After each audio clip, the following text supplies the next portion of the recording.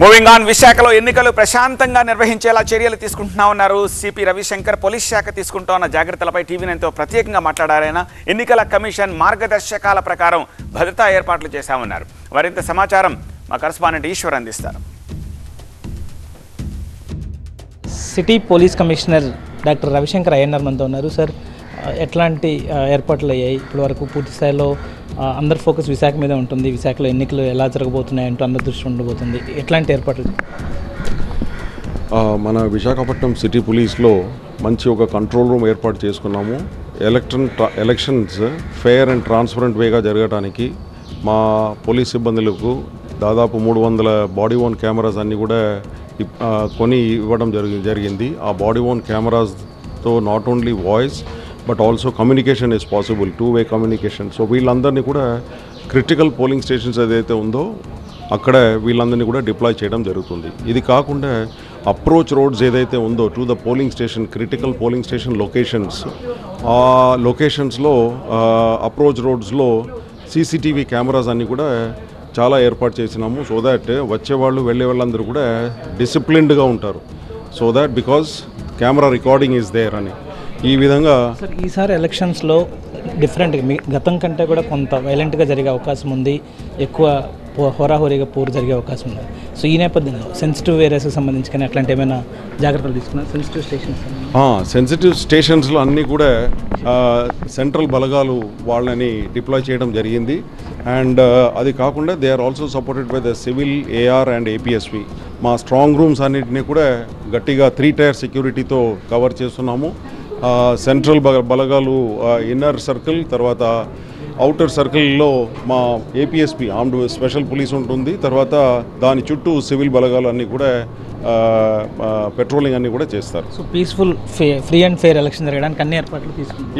Yes free and fair and transparent election జరగడానికి అన్ని రకాలుగా ఏర్పాటు చేసుకున్నాము. తర్వాత సీనియర్ పోలీస్ ఆఫీసర్స్ని కూడా ఇన్ఛార్జ్ ఫర్ ఈచ్ కాన్స్టిట్యుయెన్సీ పెట్టడం జరిగింది. అండ్ అందరూ కూడా తిరుగుతూ మా దగ్గర ఉన్న మోటార్ ఫ్లీట్ ఏదైతే ఉందో అందరూ రూట్ మొబైల్స్ రూపంలో కానీ, స్ట్రైకింగ్ ఫోర్స్ రూపంలో కానీ అందరూ తిరుగుతూ ఉంటారు. ఇన్యాక్సెసిబుల్ మాస్ ఏరియాస్ అన్నీ కూడా గట్టిగా ఏర్పాటు తిరుగుతాము.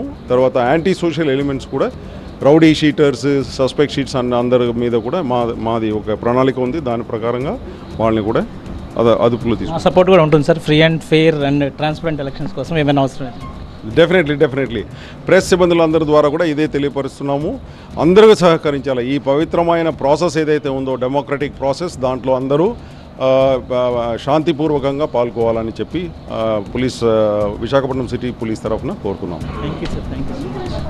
ఇది విశాఖ నగర పోలీస్ కమిషనర్ రవిశంకర్ అయ్యన్నారు. చాలా స్పష్టంగా చెప్తున్నారు. ఈసారి ఎట్టి పరిస్థితుల్లో ఎప్పటిలాగానే ఖచ్చితమైన చర్యలు తీసుకుంటున్నాం. Free and fair elections, transparent elections జరిగేదానికి అవసరమైన అన్ని జాగ్రత్తలు తీసుకున్నాం. ఎట్టి పరిస్థితుల్లో ఎలాంటి వైలేషన్స్కి తావలేకుండా నిర్భయంగా ఓటర్లందరూ ఓటు వేసుకునే హక్కుని వాళ్ళు ఎక్సర్సైజ్ చేయడానికి అవసరమైన ఏర్పాట్లన్నీ చేపట్టామని చెప్పి పోలీస్ కమిషనర్ చెప్పిన పరిస్థితి కనిపిస్తుంది.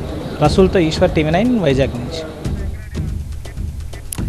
ఆల్రైట్, పాలిటీషియన్స్, పొలిటికల్ పార్టీస్ వంతు పూర్తయింది. ఇప్పుడు పోలీస్ అండ్ ఎలక్షన్ కమిషన్ వీళ్ళిద్దరి బాధ్యత అగ్రభాగానికి వచ్చింది. ఎల్లుండి పోలింగ్ పూర్తయ్యే వరకు, ఆ తర్వాత పోలింగ్ డే రోజు నా వంతు వస్తుంది. సో ఏపీ, తెలంగాణలో ఎన్నికల ప్రచారం ముగిసింది. ఈ నెల 13న మండే ఏపీలో 175 అసెంబ్లీకి, 25 లోక్సభకి, అలాగే తెలంగాణలోని 17 లోక్సభ స్థానాలకు, అలాగే కంటోన్మెంట్ సెగ్మెంట్కి, అసెంబ్లీ సెగ్మెంట్కి బైపోల్ జరగబోతోంది. సో ఇప్పటికే 3 దశల్లో దేశవ్యాప్తంగా 285 లోక్సభ సెగ్మెంట్లలో పోలింగ్ పూర్తయింది. సో 4వ విడతలో భాగంగా మే 13న 10 రాష్ట్రాల్లోని 96 లోక్సభ స్థానాలకు, అలాగే ఆంధ్రలో అసెంబ్లీకి ఎన్నికలు జరగబోతున్నాయి.